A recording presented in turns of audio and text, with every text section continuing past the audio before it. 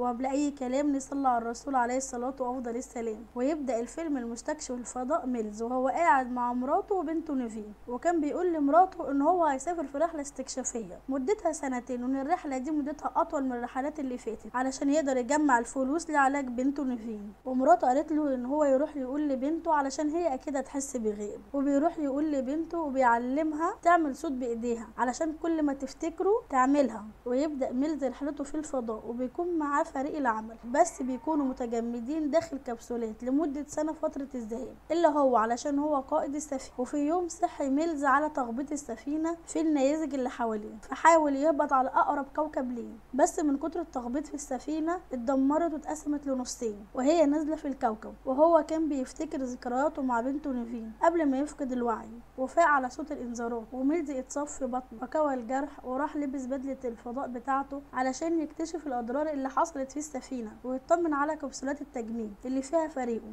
وخد السلاح وطلع بره السفينة علشان يستكشف الكوكب. وميلز لقى نفسه على كوكب مخيف وكانت فيه كائنات متوحشة حواليه. وميلز وهو ماشي لقى جثث الفريق بتاعه وهما ميتين، فزعل جدا ورجع للسفينة تاني علشان يبعت رسائل انقاذ. وحس باليأس وحاول يقتل نفسه، بس ميلز افتكر بنته وعلشان يرجع طاقته تاني جمع رسائل بنته اللي كانت بتبعتها له واتفرج عليها. وفجأة لقى الكمبيوتر بيقوله ان في كبسولة لسه شغالة وبيحدد له مكانها، وكان المكان ده قريب منه. وراح ميلز لمكان الكبسولة ولقى فيها بنت صغيرة ولقاها عايشة بس كانت فاقدة الوعي، فخدها ورجع السفينة تاني ودخل على الكمبيوتر وعرف ان اسمها قوة، وحاول يحدد النص التاني من السفينة علشان هي اللي كانت فيها كبسولات الانقاذ، بس الكمبيوتر مقدرش يحدد مكانها بالظبط. فميلز خرج تاني من السفينة علشان يستكشف المكان، فلقى هياكل عظمية لكائنات ضخمة جدا وآثار أقدام كبيرة. وميلز كمل مشي والأرض كانت بتطلع دخان، وفاجئ بنافورة مية سخنة جدا ووقع على الأرض، والمية السخنة سيحت هدومه. ولاحظ إن في حاجة بتلمع من بعيد، فطلع جهاز الاستكشاف علشان يحدد إيه ده، ولقاها النص التاني من السفينة وكانت بعيدة جدا عنه. وهو بيفكر إزاي يروح هناك هجم عليه ديناصور صغير، وميلز حاول يدافع عن نفسه وقتله. وميلز بيحس إن في حاجة حواليه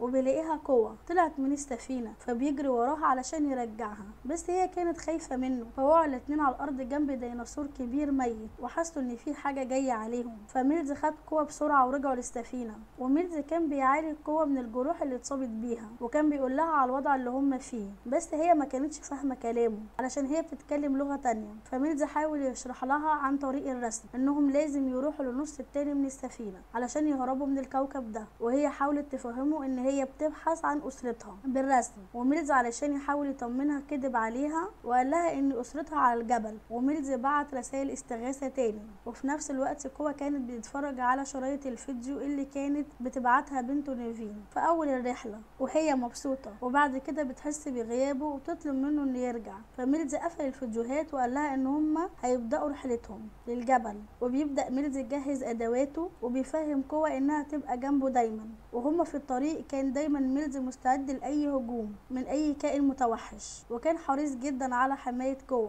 ومن طول المشوار كوا حست بالملل فلقت التوت البري فخدته ورمته على ميلز علشان تفك الملل، بس ميلز اتضايق علشان التوت كان سام وقال ان هي ما تمسكوهوش تاني. وهو ماشي وقعت عليه حشرة غريبة فقتلها وكان فيها سائل لزج، فميلز مسح ايده في الشجرة من السائل بس كان زي السم فطلعت في ايده حتة من الشجرة ووقع. فهو هزر معاها وقال لها ان هو هيمسح ايده في هدومها. ويتفاجئوا بصوت غريب في مكان قريب منهم وراح علشان يشوفوا الصوت، وبيلاقوا ديناصور صغير واقع في مادة لزقة. راحت كوا علشان تطلعه وميلز راح يساعدها في طلوع الديناصور، بس للاسف كان حظه وحش هجمت عليه الديناصورات وكلته. وميلز خد كوا واستخبى، وكوا كانت زعلانه على الديناصور اللي هي انقذته فهداها ميلز وكملوا طريقهم. وهم في الطريق عدوا على نهر غسلوا ايديهم وملوا الازايز اللي معاهم. وكوا لقت ورد فحبت تحطه في شعر ميلز بس هو كان رافض، وعلشان ما يزعلهاش وافق ان هو يحطها. وكان ميلز بيحدد اشاره السفينه وكانت الاشاره ضعيفه جدا، فطلع على الشجره علشان تبقى الاشاره اقوى. وبيفاجئ بحشره على ايده فبيرميها ووقع من الشجره ودراعه اتخلع. كان ميلز بيحاول يرد دراعه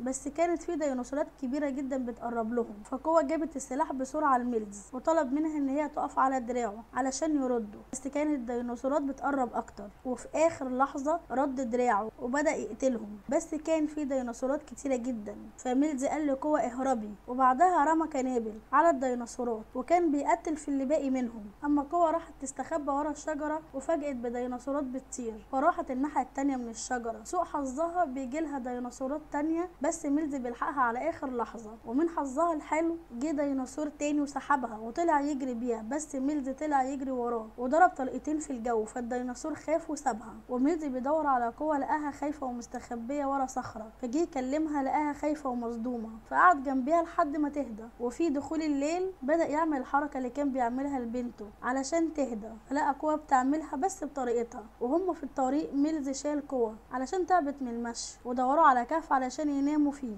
وميلز زرع إشعارات في الأرض تحس بأي خطر، وقوة شاورت لميلز على النجوم وبتقوله البيت. ميلز طلع الجهاز علشان يعرف ايه ده، فلقاها النيازك ومعاهم كوكب كبير جدا بيقرب ليهم. وفي نفس اللحظة قوة جابت له رسائل نيفين علشان يشغلوها، فميلز رفض يشغلها، بس قوة زعلت جدا علشان هي بتحس بالراحة لما بتشوف رسائل نيفين، وعلشان ما يزعلهاش شغلها لها. وكان بيبص عليها من بعيد وكان بيعيط علشان يفتكر اخر رسالة اللي مراته بعتتها له وقالت له فيها ان بنته نيفين ماتت. وصحي ميلز على صوت الانذارات وافتكر ان الخطر جاي من بره، وما يعرفش ان الخطر جوه بق قوة. وراح يطمن عليها لقى الحشرة جوه بقها، وبالجهاز اللي معاه خرج الحشرة وقتلها، بس الانذارات اشتغلت تاني وكانت الاشارات اقوى، والمرة دي كان الخطر جاي من بره. دخل عليهم ديناصور التريكس، فميلز ضرب عليه نار كتير لحد ما صابه في عينه. ودخلت قوة في حفرة صغيرة ودخل وراها ميلز ولقى نفسهم جوه مكان مغلق، فميلز طلع الجهاز علشان يحدد مكان الخروج، وفضلوا ماشيين ورا الاشارة لحد ما لقوا نفسهم قدام حيطة سد. وميلز حس بالهواء من ورا الصخور فحاول يكسر في الحجارة،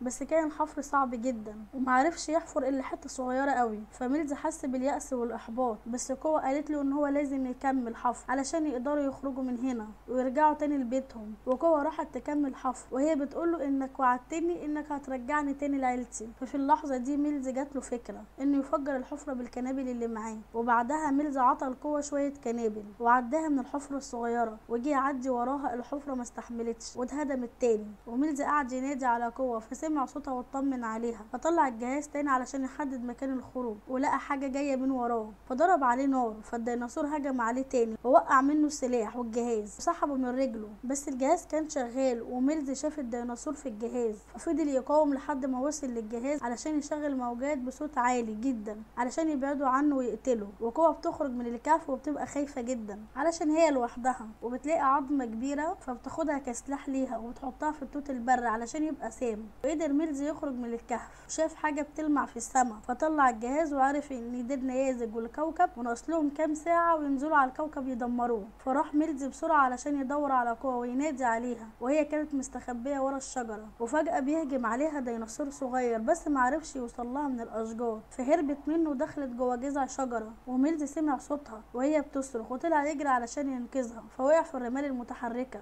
والديناصور بيدخل ورا قوة، بس قوة بتخرج من الشجرة وبتهدم عليه وبتروح الناحية تانية تهدم عليه برضه وبترمي عليه قنابل من فوق علشان يموت. فبتسمع صوت ميلز وهو بينادي عليها وصوته كأنه بيغرق، وفعلا غرق في الرمال المتحركة. بس في اخر لحظة قوة مسكت فروع الشجرة وحاولت تنزلها له علشان يمسك فيها ويطلع، وفعلا قدرت تنقذه. واول ما طلع حضنها قوي علشان كان خايف عليها، وقال لها عن النيازك والكوكب اللي هيضرب الارض بعد كام ساعة، وقال لها ان هما لازم يتحركوا بسرعة. وبالليل شافوا النيازك وهي بتنزل على الكوكب، وميلز وقوة كان لازم يطلعوا فوق الجبل علشان يروحوا النص التاني. وميلز طلع الحبل القوة وقال لها اربطيه كويس، وطلعها هي الاول وكان مستني قوة ترميله الحبل. وبعد انتظار كتير رمت له الحبل وطلع لقاها رابطة الحبل في كل مكان علشان الحبل يستحمل وزنه. وبعدها بيوصلوا النص التاني وبيشوفوا رسائل استغاثة وصلت لسفينة الانقاذ. وقوة راحت تدور على عائلتها داخل السفينة وكانت بتنادي عليهم، بس شافت كل الكبسولات متدمرة وعرفت ان عائلتها ماتت. وراح لها ميلز وقوة بتسأله عن عائلتها وبتزعقله علشان هو كذب عليها، فهو طلع لها صورة بنته وقال لها ان هو خسر بنته في الرحلة دي وان هو مش هيقدر يخسرها هي كمان.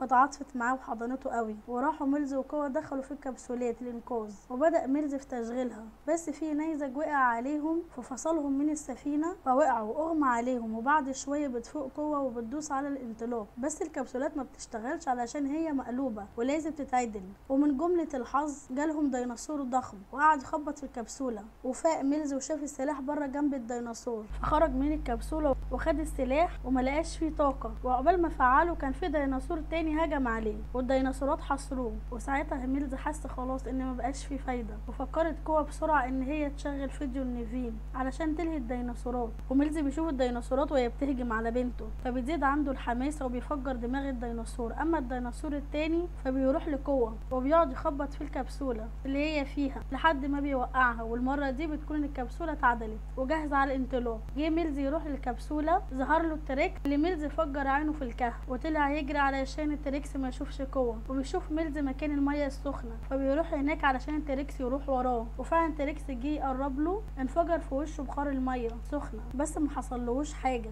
وراح لميلز وفضل يقرب منه قوي. وفجأة بتظهر كوا وبتضرب التريكس في عينه التانية، ومن كتر الوجع فضل يرجع لحد ما داس على المية السخنة فانفجرت فيه مية سخنة جدا ومات. وفي نفس الوقت النيزك والكوكب كان خلاص على وشك ان يدمر المكان. فميلز وكوا بيروحوا بسرعة للكبسولات وبينطلقوا بيها، وفعلا بيخرجوا بأمان من الغلاف الجوي. فميلز بيغمض عينه علشان حس بالأمان، وكوا بتمسك ايده وبيبصوا لبعض وكأن كل واحد فيهم هيعوض التاني عن اللي فقده. وبكده خلص فيلمنا. لو عجبك الفيلم اشترك في القناة وفعل الجرس على الكل علشان يجيلكم كل جديد، وإلى اللقاء.